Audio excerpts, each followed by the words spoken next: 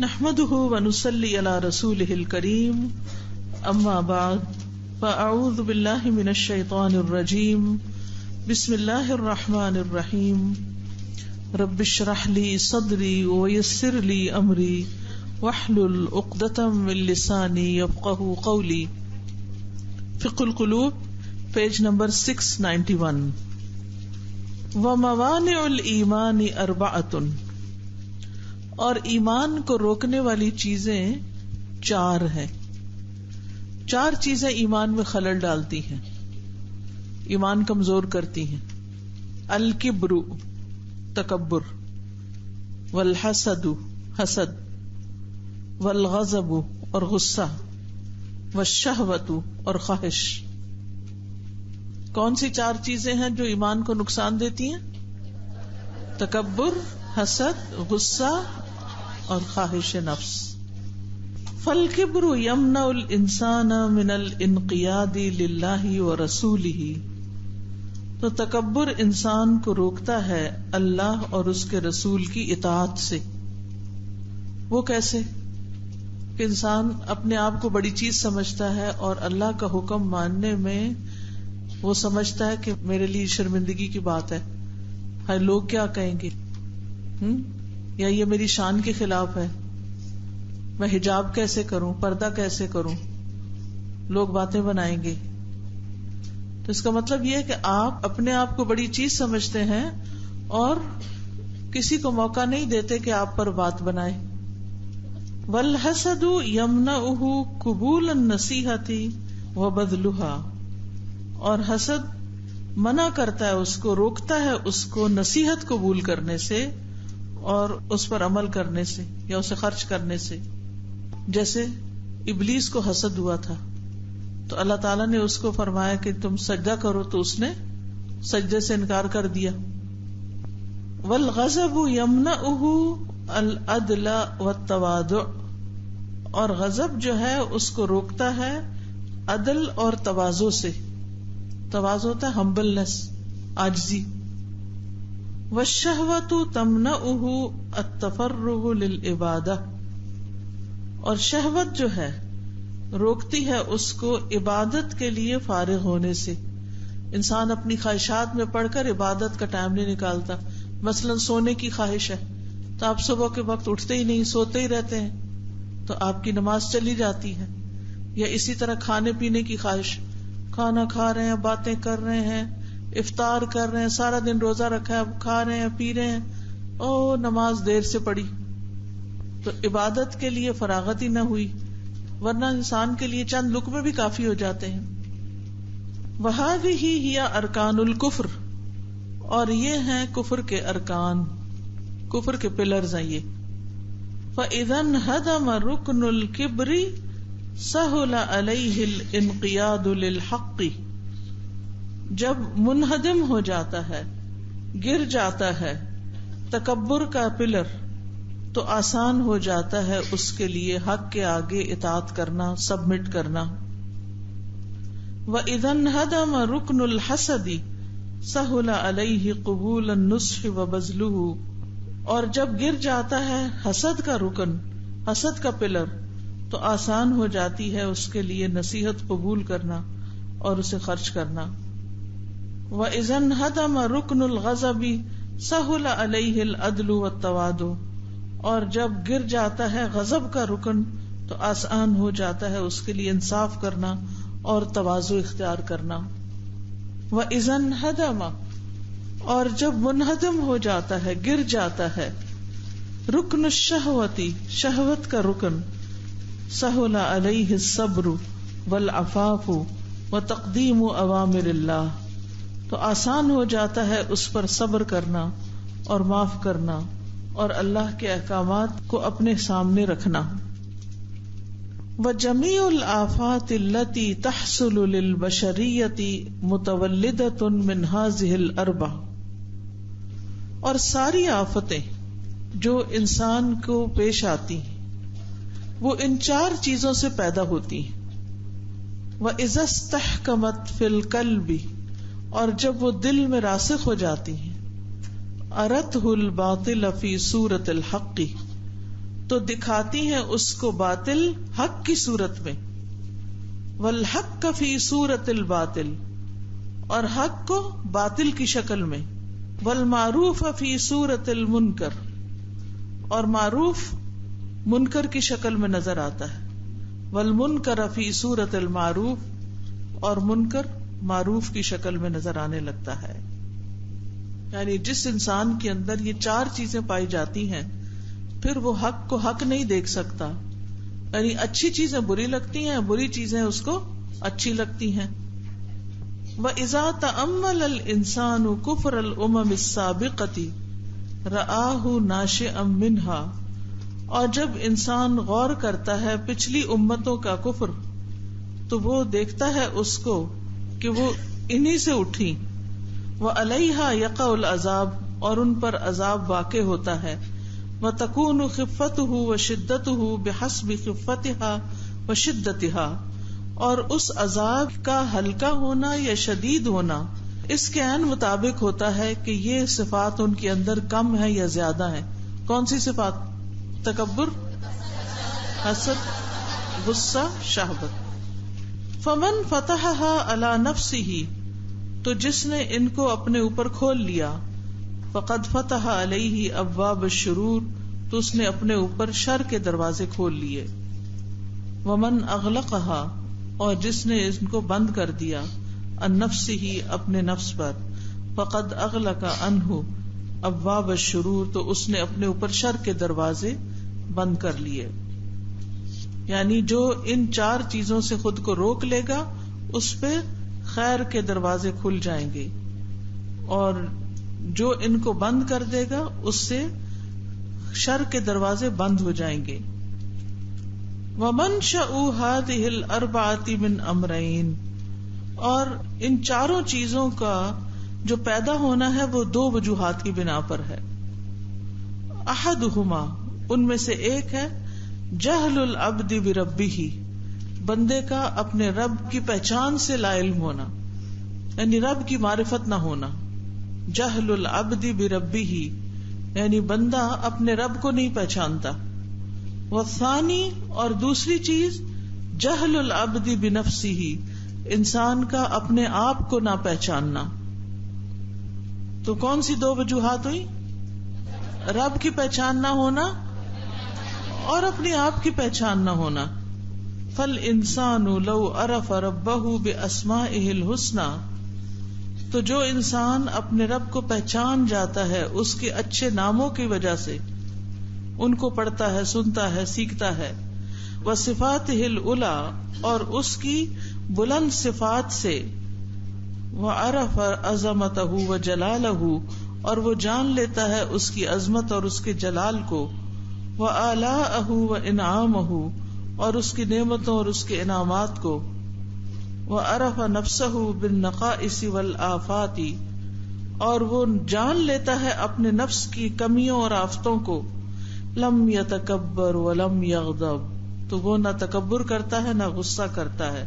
ولم يحسد احدا، اور نہ وہ حسد کرتا ہے احدا، کسی ایک سے بھی. علی ما آتاہ اللہ من فضلہ، اس پر جو اللہ نے اسے اپنے فضل سے عطا کیا ہوتا ہے.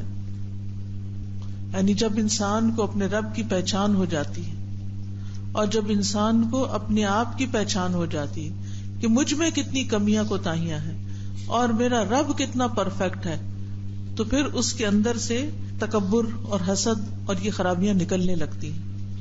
کبھی آپ کے ذہن میں یہ سوال پیدا ہوا کہ ہم کس طرح اپنے اندر سے خرابیاں دور کریں؟ تو اس کے لیے عام طور پہ ماں باپ کیا کرتے ہیں؟ اچھا بچوں کو سمجھائیں، وہ موبائل نہ دیکھیں، وہ حیا سے کام لیں، وہ اپنا وقت ضائع نہیں کریں. لیکن 10 دفعہ ماں باپ کہتے ہیں، وہ 10 دفعہ وہی کام کرتے ہیں. کیوں کرتے ہیں؟ کیونکہ وہ اپنے رب کو نہیں پہچانتے، ان کا ایمان ہی مضبوط نہیں. جب ایمان مضبوط ہوتا ہے بچوں کا تو پھر وہ ان چیزوں سے دور ہٹنے لگتے ہیں، اور جب ایمان کمزور ہوتا ہے تو وہ ان چیزوں میں پڑنے لگتے ہیں.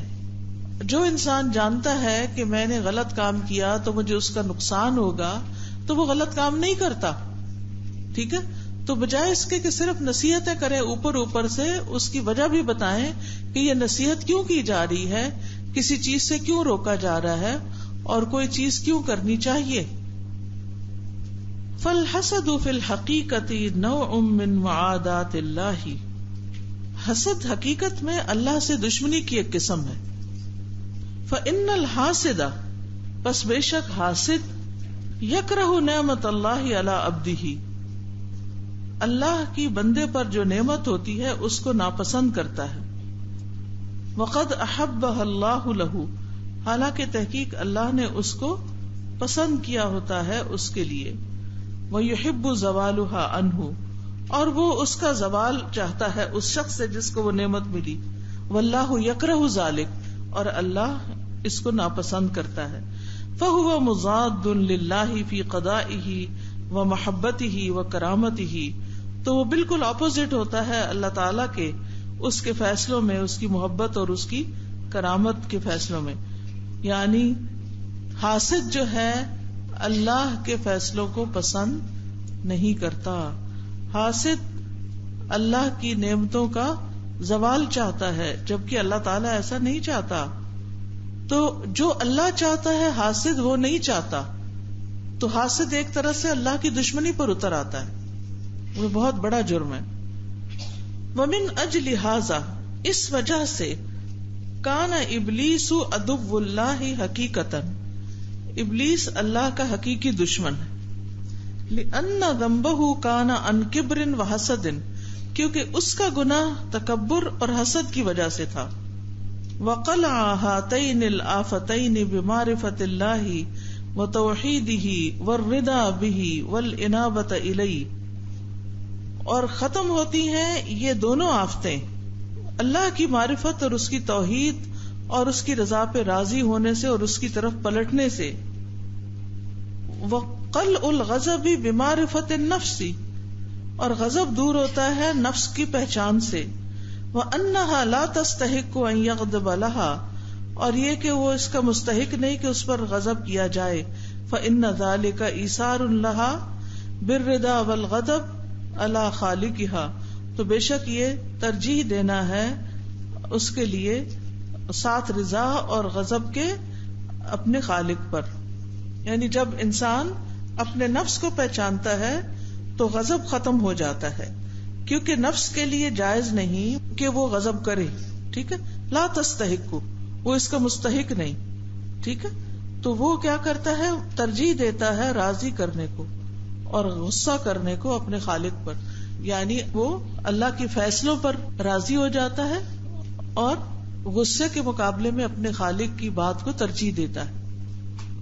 وَأَحْسَنَ مَا تَدْفَعُ بِهِ هَذِهِ الْآفَةَ، اور بہترین چیز جس سے تم اس عادت کو دور کر سکتے ہو، ان یعودها ان تغضب للہ سبحانہ وترضى له، وذلك يدفع الرضا والغضب لها، کہ وہ لوٹے اس کی طرف. ان یعودها ان تغضب للہ سبحانہ، کہ وہ اللہ کی خاطر کسی سے غصہ کرے، وترضى له، اور اس پر راضی ہو. تو یہ دور کر دے گا اس کے لیے رضا اور غضب کو. تو اس میں آپ دیکھیے کہ اللہ نے غضب کسی مقصد کے لیے رکھا ہے، غصہ ہمارے اندر، تو وہ کیا کرنا چاہیے، اللہ کے لیے ہونا چاہیے. یعنی جب کوئی اللہ کی نافرمانی کر رہا ہو، جب کوئی اللہ کے بارے میں غلط بات کہہ رہا ہو، جب کوئی اللہ کو ناراض کر رہا ہو، تو اس وقت غصہ آنا چاہیے. یہ نہیں کہ ہر چھوٹی بڑی بات پہ انسان غصہ کرنا شروع کر دے.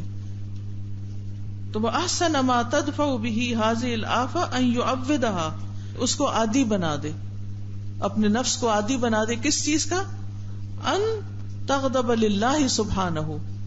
ٹھیک ہے، کہ وہ غضب کرے کس کے لیے، اللہ کی خاطر. وترضى له، اور اس پر راضی ہو جائے. اما الشہوۃ، جہاں تک شہوت کا تعلق ہے، فدواؤها صحة العلم والمعرفة، تو اس کی دوا کیا ہے، علم کا درست ہونا اور معرفت کا ہونا. یعنی خواہشات جو ہیں وہ ختم ہوتی ہیں علم آنے سے.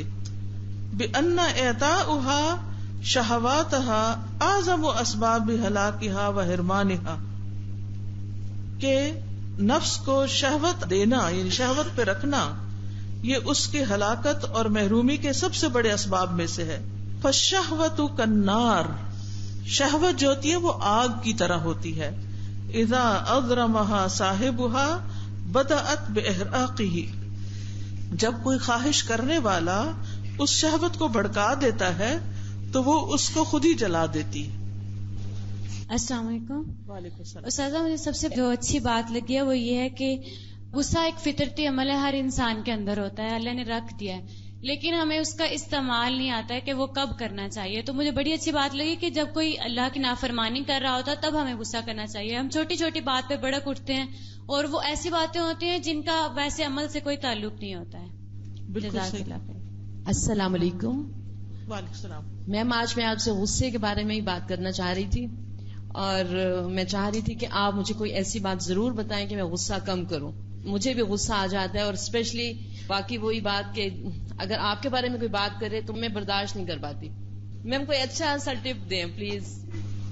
یہی تو بتا رہے ہیں کہ اس غصے کو اللہ کی خاطر کر لیں، ٹھیک ہے نا، اور باقی چیزوں کو درگزر کر لیا کریں. Ma'am you are my spiritual mother. اللہ آپ کو جزائے خیر دے. آپ دیکھیے کہ جب کوئی غصہ کر رہا ہوتا ہے نا، یعنی کوئی برا بھلا کسی کو کہہ رہا ہوتا ہے تو اس کے پیچھے کئی وجوہات ہوتی ہیں.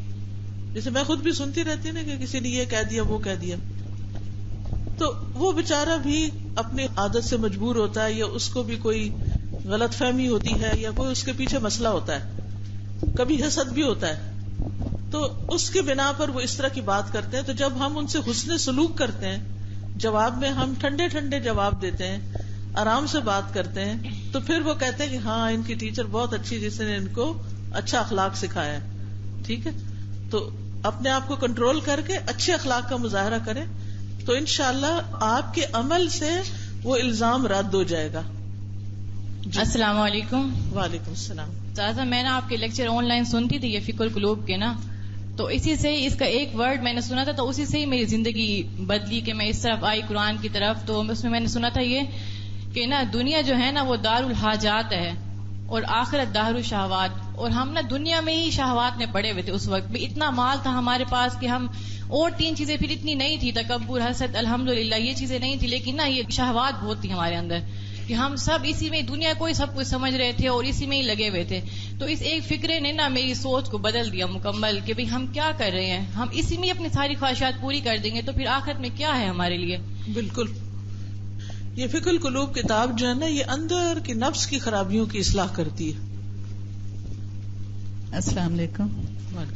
استاذہ میں یہ سمجھ رہی ہوں کہ ان میں سب سے مین چیز جو ہے وہ تکبر ہے، اور تکبر کی وجہ سے ہی یہ تینوں چیزیں بھی پیدا ہوتی ہیں، حسد بھی، غضب بھی اور خواہش نفس بھی.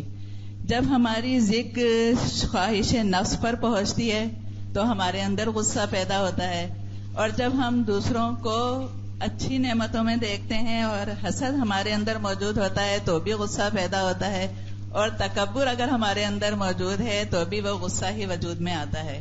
تو یہ چیزیں ان میں سے اگر ہم عاجزی کا رویہ، تواضع کا رویہ اختیار کریں گے تو پھر یہ تینوں چیزیں جو ہیں یہ بھی آہستہ آہستہ ختم ہونی شروع ہو جائیں گی ہمارے اندر سے. ٹھیک. یہ چاروں کوالٹیز پڑھ کے اٹ از سو الارمنگ کہ یہ تو وہ کوالٹیز ہیں جو ابلیس میں پائی جاتی ہیں. جی. اور اگر یہی چاروں ہمارے اندر بھی پائی جاتی ہیں تو مطلب کیا ڈفرنس رہ گیا ہمارے میں اور ابلیس میں؟ پھر اسی کی پیروی ہو گئی نا. جی. تو مطلب ہمیں بہت زیادہ کانشیسلی اپنے اندر ان بری عادتوں کو نکالنے کی ضرورت ہے. بالکل. السلام علیکم. وعلیکم. استاذہ جو خواہشات کی کیور ہے نا اس میں انہوں نے یہ بتایا کہ اس کو علم ہونا سے اس کو کیور کیا جا سکتا ہے شہوات کو. تو اس میں جیسے اب تعلیمی اداروں میں بھی سافٹ ڈرنکس جو ہے نا بین ہو گئے ہیں. میرا بیٹا یونیورسٹی میں پڑھتا ہے، لیکن اس سے پہلے اس نے بتایا کہ اتنی زیادہ انہوں نے کیمپین چلائی اینٹی نارکوٹکس کی اور اس کے علاوہ نان طیب کی، اور یہ کیلشیم کو کس طرح ایکسٹریکٹ کرتا ہے. اور اس کے بعد جب اچھی طرح بچوں کا نا مائنڈ سیٹ ہو گیا تو انہوں نے نا اس کو پھر ایک دم سے بین کر دیا. اب یونیورسٹی میں پیپسی اس طرح کوئی ڈرنک نہیں ہے، اندر تک لانے کی بھی نا اجازت نہیں ہے. لیکن وہ کہتا تھا کہ جس طرح ہمیں لسٹ ہوتی تھی نا کہ بس گرمی سے نکلے کھولی بوتل اور پی لی گٹاگٹ، تو وہ بھی ہماری ختم ہو گئی ہے، لیکن ہمارا علم زیادہ بہتر ہو گیا اور بچے بھی ڈیمانڈ علم دیا گیا نا، انہیں اویئرنیس کریٹ کی گئی کہ یہ کتنی زیادہ ڈینجرس ہیں یہ چیزیں. ہاں جی بالکل. تو اس سے بچوں کا بھی تو ہوتا ہے نا، بچے اگر کسی چیز پہ بالکل نہیں آ رہے تو آپ ان کو اس کا علم دے دیں تو وہ راضی ہو جائیں گے کہ ہم اس کو نہیں لیتے. ٹھیک ہے، گڈ ایگزامپل. السلام علیکم. وعلیکم السلام. میں اگلے پوائنٹس پہ غور کر رہی تھی کہ جن جن چیزوں کو یہ چیزیں روکتی ہیں، اگر ہم ان کا نقصان پہچان جائیں کہ جیسے عدل اور ہمبلنس، یہ ساری چیزیں نکل جاتی ہیں جب ہم یہ غضب اور یعنی ان سے اگر جو چیزیں منع کی گئی ہیں اگر ہم ایز اے اسٹوڈنٹ ان پر غور کریں تو پھر ہمیں پتہ چلے گا کہ ان بیماریوں سے، حسد، غصہ، شہوات سے ہماری کتنی ایبلٹیز جو ہے وہ ڈسٹروائے ہو جاتی. جی. السلام علیکم استاذہ. وعلیکم السلام. استاذہ، حسد کے بارے میں جیسے خاص طور پر اگر ہم ایک جملہ ذہن میں رکھ لیں کہ اللہ اور اس کے رسول سے دشمنی کرنا ہے، یہ جیسے ہم سود کے بارے میں پڑھتے ہیں نا اور ہم اس کو بہت برا سمجھتے ہیں کہ سود لینے والا اور اللہ اور اس کے رسول سے دشمنی کرتا ہے، اور حسد کو اس کے اگر ہم کمپیریزن میں دیکھیں تو ہم اس کو لائٹ لیتے ہیں. اگر اس کو بھی ہم یہ سوچ لیں کہ حسد کرنے والا دراصل اللہ اور اس کے رسول سے دشمنی کر رہا ہوتا ہے، اللہ سے دشمنی کر رہا ہوتا ہے، رسول نہیں ہے اس میں، اللہ سبحانہ وتعالی سے، کہ اس کے فیصلوں کو قبول نہیں کرتا. جی. جو اس کو پسند ہے وہ اس کو پسند نہیں، جس کو وہ دینا چاہتا ہے اس کو یہ نہیں دینا چاہتا. جی بالکل. یعنی بالکل اللہ تعالیٰ کے فیصلے کے اپوزٹ جا رہا ہے. جی. تو اگر یہ چیز ذہن میں رہے تو اس کو کنٹرول کرنا انشاءاللہ تعالیٰ آسان ہے. یہ کسی نے کہا ہے کہ میرے اندر حسد کی فیلنگ بہت جلدی آ جاتی ہے، کوئی ٹپ بتائیے کہ نکل جائے. یہی ٹپ ہے کہ یہ اللہ نے اس کو دی ہے. یعنی جس وقت آپ کو آیا نا فیلنگ تو اس وقت سوچا کریں اللہ نے اس کو دیا، اور اگر کوئی اچھا کام کر رہا ہے تو آپ سوچا کریں الحمدللہ. آپ اس سے انسپریشن لیا کریں بجائے اس کے کہ اس کے ساتھ حسد کرنا شروع کر دیں. السلام علیکم. وعلیکم السلام. یہ جتنا بھی سادہ سبق سنا نا، اس کے اوپر مجھے ایک چیز لگی کہ ہم لوگوں میں نا ایکسیپٹنس نہیں ہوتی. ایکسیپٹنس نہیں ہے، بالکل وہ رضا نہیں ہے.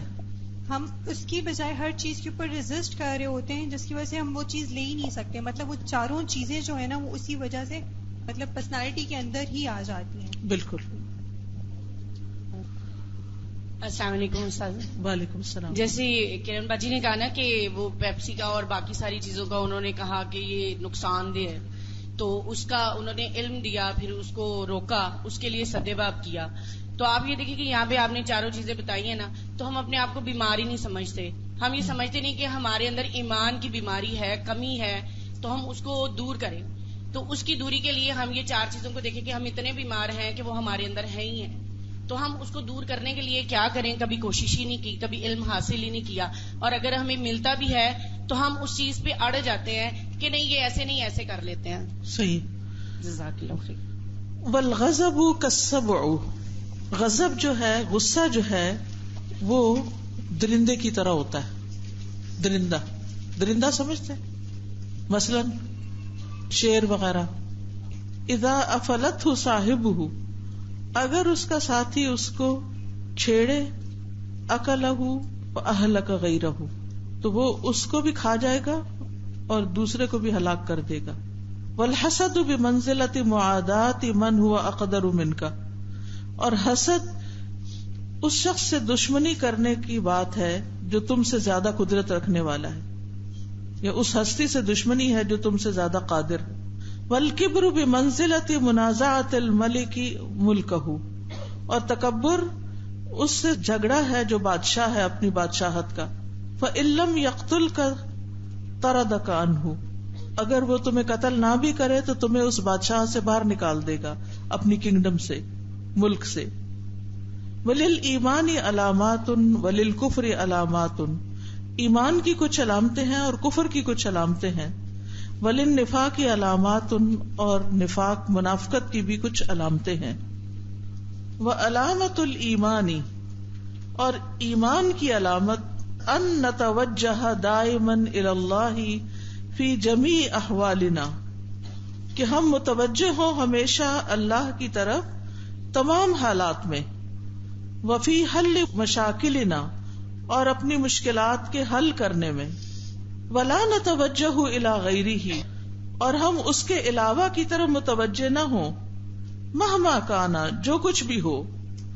فہو وحدہ خالق کل شیء، پس وہ اکیلا ہی ہر چیز کا خالق ہے، ومالک کل شیء، اور ہر چیز کا مالک ہے، والقادر علی کل شیء، اور ہر چیز پر قادر ہے، وخزائنہ مملوءۃ بکل شیء، اور اس کے خزانے بھرے ہوئے ہیں ہر چیز سے، وَإِذَا سَأَلَكَ عِبَادِي عَنِّي فَإِنِّي قَرِيبٌ أُجِيبُ دَعْوَةَ الدَّاعِ إِذَا دَعَانِ فَلْيَسْتَجِيبُوا لِي وَلْيُؤْمِنُوا بِي لَعَلَّهُمْ يَرْشُدُونَ، اور جب میرے بندے آپ سے میرے بارے میں پوچھیں تو بے شک میں قریب ہوں، میں جواب دیتا ہوں پکارنے والے کی پکار کا جب وہ مجھے پکارے، بس چاہیے کہ وہ میری بات مانے اور مجھ پر اعتماد کریں تاکہ وہ سیدھی راہ پائیں۔ تو اس سے کیا پتہ چلتا ہے کہ ایمان جگانے کے لیے کیا کریں؟ لوگوں کی چیزوں کو دیکھ کے حسد رش کرنے کی بجائے اور اس پہ غصہ کرنے کی بجائے اور اپنا ایمان کھونے کی بجائے اپنے رب کی طرف متوجہ ہوں۔ مثلاً اگر کسی کو کوئی چیز ملی ہے اور آپ کو اس پر حسد ہو رہا ہے تو آپ کیا کریں گے؟ جی اس کو کہیں بارک اللہ فیکا، ٹھیک ہے، اللہ تمہیں اس میں برکت دے، اور خود کیا کریں؟ اپنی نعمتوں کو کاؤنٹ کریں اور ہم اللہ سے مانگیں۔ اللہ نے اگر اس کو دیا ہے تو اللہ تعالیٰ ہمیں بھی دے سکتا ہے۔ اللہم انی اسألک من فضلک ورحمتک، ٹھیک ہے، کہ اے اللہ میں تجھ سے سوال کرتا ہوں تیرے فضل اور تیری رحمت کا۔ وبقدر المجاہدۃ من اجل الدین اللہ یرزق العبد الایمان والیقین، اور مجاہدے کوشش کے بقدر دین کی خاطر اللہ رزق دیتا ہے بندے کو ایمان اور یقین کا۔ جتنی جتنی بندہ محنت کرتا ہے اتنا اتنا اللہ اس کو پھر ایمان اور یقین عطا کرتا ہے۔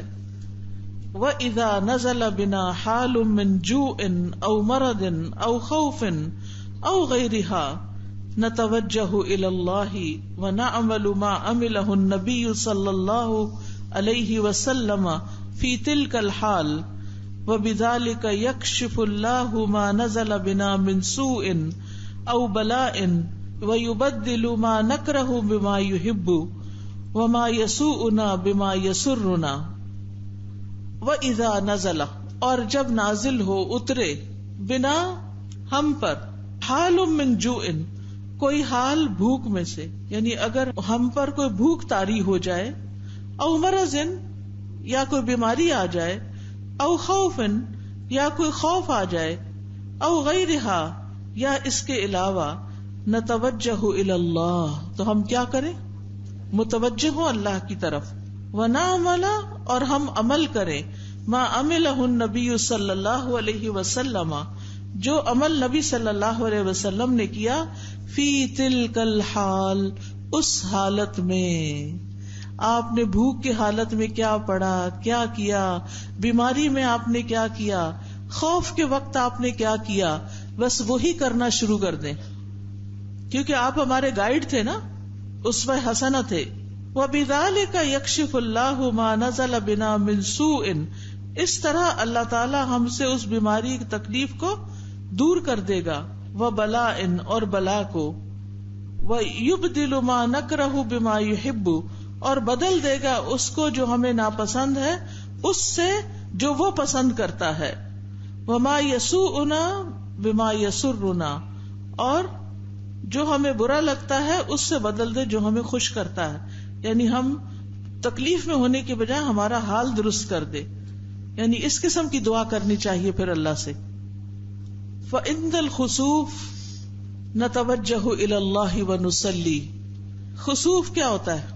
کسوف، خسوف، چاند گرہن۔ جب چاند گرہن ہو جائے تو ہم کیا کریں؟ نَتَوَجَّهُ إِلَى اللَّهِ کا مطلب کیا ہے؟ اللہ کی طرف متوجہ ہو جائیں، وَنُصَلِّي، اور ہم نماز پڑھیں، وَعِندَ الْجَدَبِ وَالْقَحْطِ، اور قحط اور بھوک کے وقت، نَتَوَجَّهُ إِلَى اللَّهِ، ہم کیا کریں؟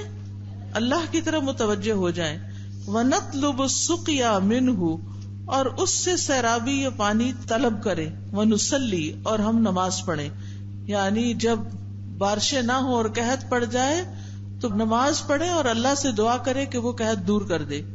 وَكَذَلِكَ عِنْدَ الْمَرَضِ نَتَوَجَّهُ إِلَى اللَّهِ، اور اسی طرح مرض کے قریب اللہ کی طرف متوجہ ہوں. وَنَسْأَلُهُ الشِّفَاءَ ثُمَّ نَتَنَاوَلُ الدَّوَاءَ، پھر ہم پہلے اللہ سے شفا کا سوال کریں، پھر ہم دوا استعمال کریں. یعنی پہلے دوا اور پھر لوگ نہیں، بلکہ پہلے اللہ سے دعا اور پھر شفا کی دوا. فَنَتَوَجَّهُ إِلَى اللَّهِ دَائِمًا فِي طَلَبِ الْخَيْرِ، ہم ہمیشہ اللہ کی طرف متوجہ ہوتے رہیں خیر کی طلب میں ہمیشہ. وَدَفْعِ الشَّرِّ، اور شر کے دور کرنے میں. فِي جَمِيعِ الْأَحْوَالِ الصَّغِيرَةِ وَالْكَبِيرَةِ، ہر طرح کے حالات میں، چاہے چھوٹا ہو یا بڑا. وَلَا نَتَوَجَّهُ إِلَى الْمَخْلُوقِ أَبَدًا، اور مخلوق کی طرف ہم کبھی بھی متوجہ نہ ہوں. قرآن مجید میں اللہ تعالیٰ فرماتے ہیں أَمَّن يُجِيبُ الْمُضْطَرَّ إِذَا دَعَاهُ وَيَكْشِفُ السُّوءَ وَيَجْعَلُكُمْ خُلَفَاءَ الْأَرْضِ أَإِلَٰهٌ مَّعَ اللَّهِ قَلِيلًا مَّا تَذَكَّرُونَ، پھر بھلا کون ہے وہ جو بے قرار کی پکار سنتا ہو جب وہ اس سے دعا کرتا ہے. وَيَكْشِفُ السُّوءَ، اور وہ تکلیف دور کر دیتا ہے. وَيَجْعَلُكُمْ خُلَفَاءَ الْأَرْضِ، اور وہ تمہیں زمین کا خلیفہ بنا دیتا ہے. اَإِلَٰهٌ مَّعَ اللَّهِ، کیا اللہ کے ساتھ کوئی اور الہ بھی ہے؟ قَلِيلًا مَّا تَذَكَّرُونَ، کتنا کم تم نصیحت پکڑتے ہو. یعنی اللہ پر ایمان لانے کے دلائل تو بہت ہیں، مگر تم نہیں ان کو جانتے اور تم نہیں ان کو سمجھتے، اس لیے تمہارے اندر وہ آیات پڑھ کے، وہ باتیں پڑھ کے ہلچل بھی، سب کچھ تو اللہ کے پاس ہے اور اللہ کے ہر فیصلے میں خیر ہے.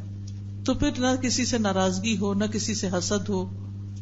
اصل میں نا جتنی بھی یہ چار باتیں ہیں نا، یہ اس وقت زیادہ ہوتی ہیں انسان کے اندر جب اس کی سمجھ کم ہوتی.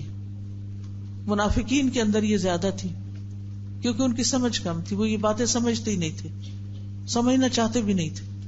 تو جتنی جتنی انسان کی سمجھ اچھی ہوتی ہے اتنا ہی انسان کو یہ دنیا حقیر لگتی ہے، یہاں کی تعریف بھی بیکار لگتی ہے، یہاں کی کرٹیسزم یا تنقید بھی بہت چھوٹی لگتی. کیا ہوا، سو بٹ. بعض اوقات کوئی شخص ایک لفظ ہمیں کہہ دیتا ہے نا، ہم سارا دن موڈ آف رکھتے ہیں، اسمائل بھی نہیں کرتے. کبھی نوٹ کیا ہم نے؟ کرتے نا ایسے، عورتوں کی اکثر یہ عادت ہے، اور اسی وجہ سے کہا گیا کہ وہ ناشکری ہیں، ساری نعمتیں بھول جاتی ہیں، ایک بات پکڑ کے بیٹھ جاتے ہیں کہ یہ مجھے کہا کیوں. تو کبر ہے نا اندر، تکبر ہے. اگر کسی نے کہہ دیا تو کیا ہو گیا، اتنا مائنڈ کرنے کی کیا ضرورت ہے کہ بد اخلاقی جیسا چہرہ بنا لے انسان، جو بھی دیکھے وہ کہے کہ اس کو کیا ہے. تو یہ اندر کی چھپی ہوئی خرابی ہوتی ہے انسان کی. انسان اپنے آپ کو بڑا اچھا سمجھتا ہے، میں تو بہت اچھا ہوں، لیکن کس وقت اچھا ہوں؟ جب کوئی میرے ساتھ اچھا ہے. یہ کیا اچھا ہونا ہے؟ جب کوئی اچھا ہے تو پھر آپ اچھے ہیں. اور بعض اوقات تو پھر ہم اس ایک بات کی وجہ سے اتنے بدتمیز ہو جاتے ہیں کہ کوئی اچھا بھی ہو تو ہم اچھے نہیں بنتے، کوئی بات کرنے کی کوشش بھی کرے تو ہم پھر بھی اس سے بات نہیں کرتے. تو یہ چیزیں ایمان کی کمزوری کی علامت ہے. جب ایمان ہوتا ہے نا تو پھر انسان ان بیماریوں پہ قابو پاتا جاتا ہے. ایمان ہمارے امیون سسٹم کی طرح مضبوط ہو تو سارے جراثیم مارے جاتے ہیں، کیونکہ ابلیس تو بار بار، شیطان تو بار بار یہ جراثیم ہمارے اندر ڈالنے کی کوشش کرتا ہے نا. ومن علامات الایمانی، اور ایمان کی علامتوں میں سے ہے کثرت ذکر اللہ، اللہ کے ذکر کی کثرت. ولزوم الطاعات، اور اطاعت کو لازم کر لینا. والنفرت من المعاصی، گناہوں سے نفرت کرنا. ولذت مناجات الرب، اور رب سے سرگوشیوں کی لذت. والانس باللہ، اللہ سے انس رکھنا. ومحبتہ، اور اس کی محبت. ومحبت کلامہ ورسلہ واولیائہ، اور اس کے کلام کی محبت اور اس کے رسولوں کی محبت اور اس کے دوستوں کی محبت، اولیاء اللہ کی محبت. ومحبت دینہ وشرعہ، اور اس کے دین اور اس کی شریعت کی محبت. وان تسر المؤمن الحسنات وان تؤلمہ السیئات، اور یہ کہ مومن کو نیکیاں خوش کر دیں اور سیئات اس کو تکلیف دیں. وَأَن تَكُونَ عِبَادَتَهُ فِي الْخَفَاءِ أَقْوَى مِنْهَا فِي الْعَلَانِيَةِ، یہ ہے ایمان کی علامت کہ اس کی عبادت اکیلے میں زیادہ اچھی ہو بنسبت پبلک کے. علانیہ طور پر نماز پڑھنے سے بہتر ہے جب وہ اکیلا پڑھ رہا ہو، وہ زیادہ اچھی نماز پڑھے، صرف لوگوں کو دکھانے کے لیے نہیں پڑھے. وَإِن يَقْوِيَ يَقِينُهُ وَتَوَكُّلُهُ عَلَى رَبِّهِ، اور یہ کہ کبھی ہو جائے اس کا یقین اور توکل اپنے رب پر، فَيَسْتَوِيَ عِندَهُ التُّرَابُ وَالذَّهَبُ، تو برابر ہو جائے اس کے نزدیک مٹی اور سونا، وَيَسْتَوِيَ عِندَهُ مَدْحُ النَّاسِ وَذَمُّهُمْ، اور برابر ہو جائے اس کے نزدیک لوگوں کی تعریف اور تنقید، وَلَا يَفْرَحُ بِمَا أُوتِيَ، اور مت اترائے وہ اس پر جو اسے دیا گیا، وَلَا يَأْسَ عَلَى مَا فَاتَ، اور نہ افسوس کرتا رہے اس پر جو اس سے چلا گیا، وَأَن يَرَى أَنَّ مَا عِندَ اللَّهِ هُوَ الْقَرِيبُ، اور یہ کہ وہ دیکھے کہ جو اللہ کے پاس ہے وہ زیادہ قریب ہے. سبحان اللہ، یعنی اللہ کے خزانے وہ زیادہ بہتر ہیں. وَمَا عِندَهُ وَعِندَ النَّاسِ هُوَ الْبَعِيدُ، اور جو اس کے اپنے پاس ہے اور جو لوگوں کے پاس ہے وہ تو بڑا دور ہے. وَأَن يَعْبُدَ اللَّهَ وَيَدْعُوهُ وَيَسْأَلُهُ كَأَنَّهُ يَرَاهُ، اور یہ کہ وہ عبادت کرے اللہ کی اور اسے پکارے اور اس سے مانگے اس طرح گویا کہ وہ اس کو دیکھ رہا ہو. وَأَن يَتَوَجَّهَ إِلَى رَبِّهِ الَّذِي بِيَدِهِ كُلُّ شَيْءٍ، اور یہ کہ وہ اپنے رب کی طرف متوجہ ہو جس کے ہاتھ میں ہر چیز ہے.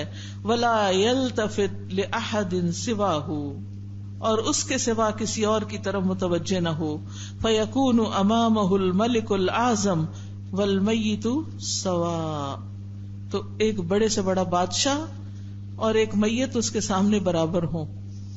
یعنی کسی بڑے سے بڑے ریسورسفل پرسن کے سامنے وہ اس طرح مروب ہو کے نہ بیٹھے اور یہ نہ سمجھے کہ سب کچھ یہ دینے والا ہے، بلکہ یہ سمجھے کہ سب اللہ کے ہاتھ. جیسے میت انسان کو کچھ نہیں دے سکتی، اسی طرح کوئی بادشاہ بھی نہیں دیتا جب تک اللہ نہ چاہے. لہذا لوگوں سے توقع نہ رکھے. لیس بأیدیہم شیء، ان کے ہاتھ میں کچھ بھی نہیں. بل الامر بید اللہ وحدہ لا شریک لہ، بلکہ سارے کا سارا اللہ اکیلے کے ہاتھ میں ہے جس کا کوئی شریک نہیں. وبذالک تنمو شجرۃ الایمان، اور اسی سے ایمان کا درخت پھلتا پھولتا ہے.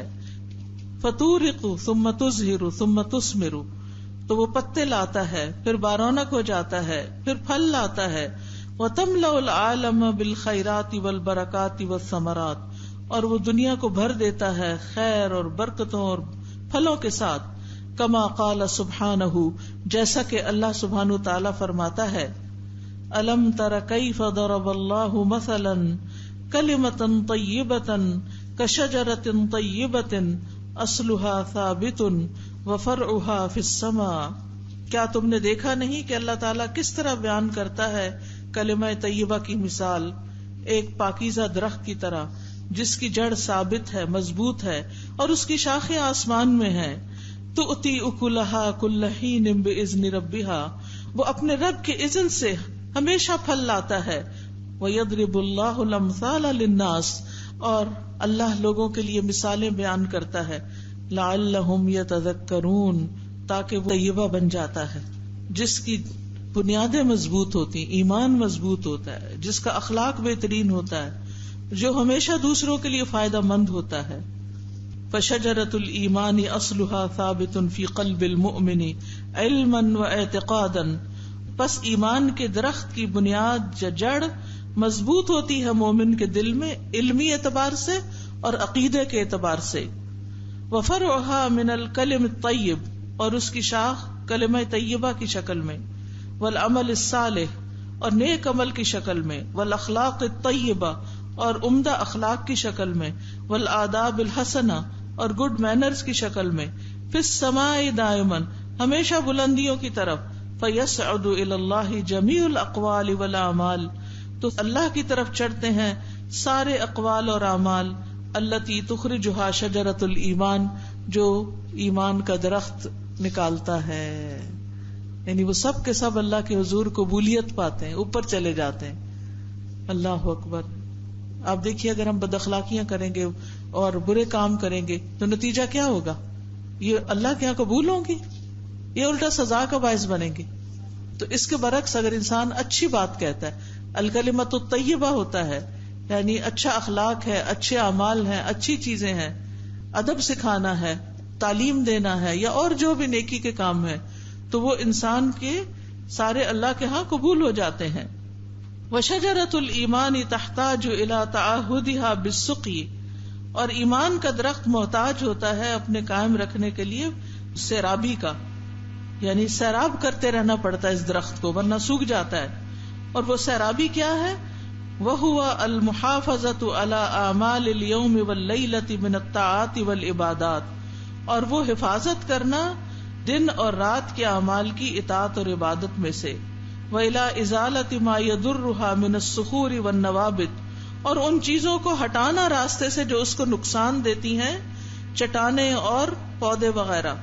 الضارہ، نقصان دہ، یعنی ایک اچھے درخت کو کیا چیز نہیں پھلنے پھولنے دیتی بتائیے؟ جب اس کے آس پاس کوئی پتھر آ جائے، نیچے اگر پتھر آ جائے تو جڑیں کہاں جائیں گی؟ یا اوپر گندی خراب بوٹیاں آ جائیں، جنگلی بوٹیاں آ جائیں تو وہ بھی کیا کرتی ہیں؟ اس کا رس چوس جاتی ہیں، تو نتیجہ کیا ہوتا ہے؟ وہ پودا جلنے لگتا ہے۔ اس لیے اگر اپنے ایمان کے درخت کو مضبوط کرنا ہے تو اس کے لیے آپ کو حفاظت کرنی ہوگی، اپنے اطاعت عبادت کے ساتھ اس کو سیراب کرنا ہوگا، اور پتھروں، چٹانوں اور نقصان دہ جڑی بوٹیوں سے بچانا ہوگا۔ وہ ہوا، اور یہ کیا مطلب ہے جڑی بوٹیوں سے بچانے کا؟